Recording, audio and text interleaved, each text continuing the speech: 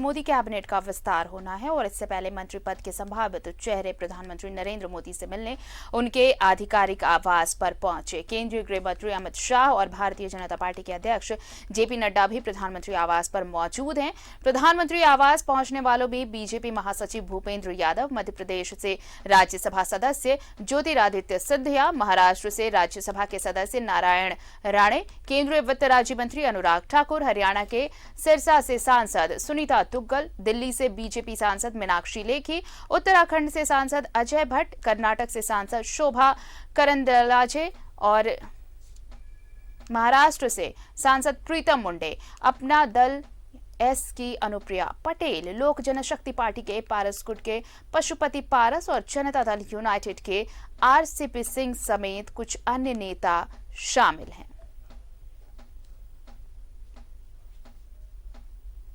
PM आवास पहुंच रहे हैं संभावित मंत्री जिन्हें कैबिनेट में जगह दी जा सकती है। आज शाम नए मंत्रियों का शपथ ग्रहण है। राष्ट्रपति के अशोका हॉल में यह शपथ ग्रहण होगा।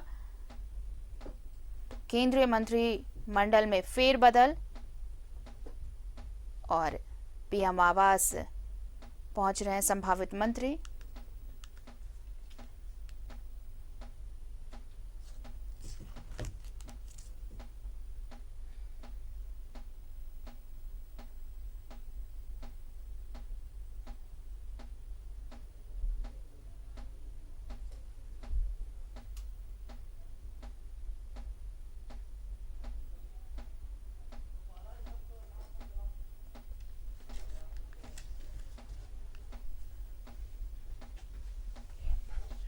और चलिए सीधे रुक कर लेते हैं दिल्ली का। हमारे सहयोगी अमर जुड़ रहे हैं हमारे साथ। अमर, देखिए शाम 6 बजे का वक्त है शपथ ग्रहण का, लेकिन जो नए चेहरे, जो संभावित चेहरे हैं वो प्रधानमंत्री आवास पहुंच रहे हैं। हलचल तेज है प्रधानमंत्री आवास पर।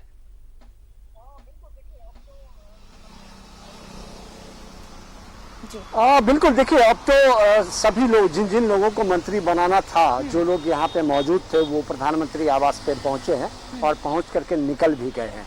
जिन नामों का जो संभावना व्यक्त किया जा रहा है, जो कैबिनेट में शामिल होंगे, जो मोदी के मंत्रिमंडल में शामिल होंगे, जैसे सदानंद सोनवालकर हैं, ज्योतिरादित्य सिंधिया हैं, और उसके बाद ये कहा जा रहा है कि मीनाक्षी लेखी यहाँ पे पहुँचे, अजय भट्ट है, अनुप्रिया पटेल है, ये तमाम लोग हैं जो यहाँ पर पहुँचे हैं। बिहार से पशुपतिनाथ पारस यहाँ पर पहुँचे हुए थे।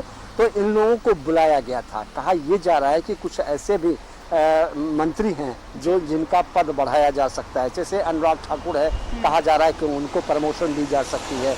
पुरुषोत्तम रूपाला हैं, उनको कहा जा रहा है कि उनको भी पदोन्नति दी जा सकती है। जी कृष्ण रेड्डी हैं, उनको भी प्रमोशन दिया जा सकता है। 3 लोगों को प्रमोशन देने की बात कही जा रही है, 20 लोगों को बनाए जाने की बात कही जा रही है।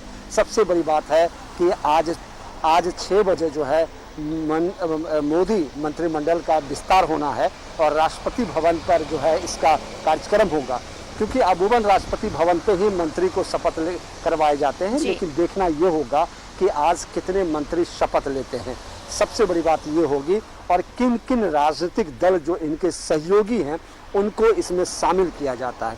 कहा जा रहा है बिहार, उत्तर प्रदेश, पंजाब, उत्तराखंड, जहां 5 राज्यों में चुनाव होने हैं।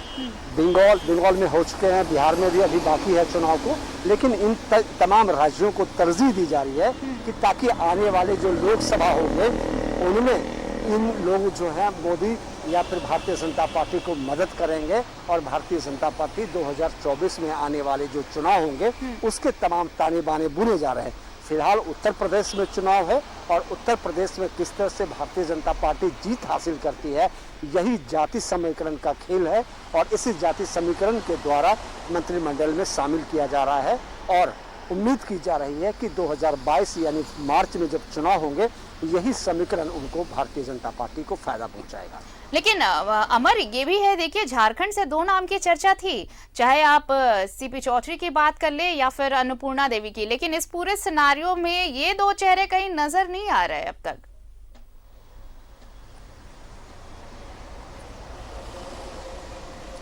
देखिए, जो सरकार की ओर से ये तमाम जो नाम दिए गए हैं और जी। मीडिया में जो चल रहा है, आप ये कह सकती हैं कि ये अनुमानित है, संभावित नाम है। अभी ये श्योर शॉट नहीं है कि हो सकता है कि झारखंड से कोई लोग होंगे जो आपको जब शपथ ग्रहण में उनको बुलाया जाएगा तो अचंभित होगा। लेकिन अभी तक जो फिलहाल जो सामने आया हुआ है, झारखंड से किसी नाम के ऊपर कोई चर्चा नहीं हुआ है।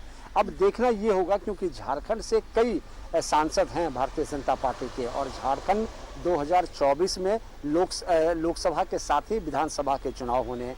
हो सकता है कि आने वाले जो दूसरा कैबिनेट का फेरबदल होगा, तीसरा, उसमें झारखंड को तरजीह दी जाए। लेकिन फिलहाल जो है झारखंड के नाम चल रहे थे 3 लोगों का, जिसमें अब जो है उनके नाम पर मुहर लगना हो सकता है कि संभावना न हो पाए, और हो सकता है कि इन पर चर्चा ना किया गया हो। संभावित नाम है, अब देखना ये होगा कि किनको जगह दी जाती है और किनको जगह नहीं दी जाती। लेकिन खबर ये आ रही है अमर कि निशंक को शिक्षा मंत्रालय से उनकी छुट्टी हो गई है, तबीयत खराब का हवाला दिया जा रहा है। क्या कुछ है इस खबर को लेकर?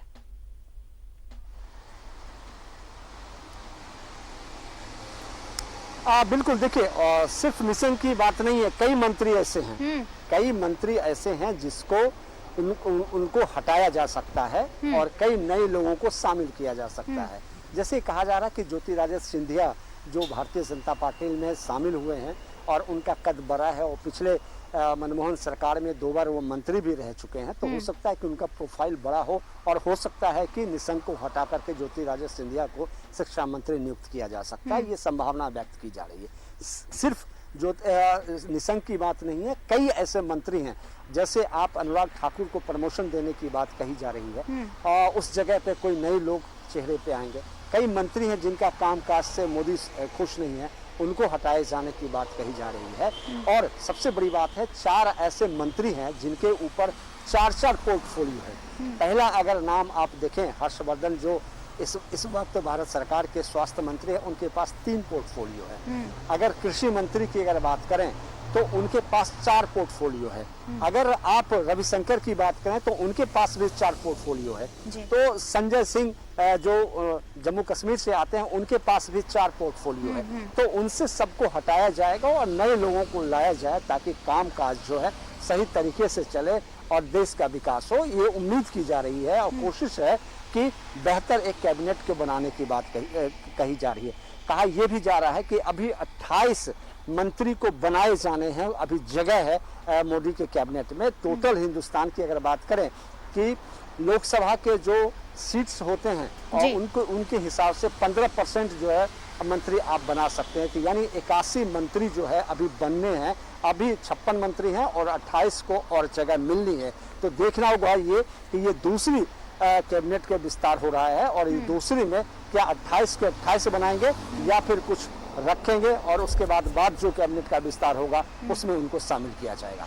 अमर, कुल मिलाकर ये कहें तो जो आने वाले चुनाव हैं राज्यों में, उन पर फोकस होगा। साथ ही साथ ये भी होगा कि जो जाति समीकरण है, खासकर देखिए यूपी के चुनाव को लेकर देखिए जिस तरह से अब हलचलें बढ़ने लगी हैं, तो उसे भी ध्यान में रखा जाएगा, ताकि जो जातिगत समीकरण है वो मुद्दा भी साधा जा सके इस मंत्रिमंडल फेरबदल के जरिए।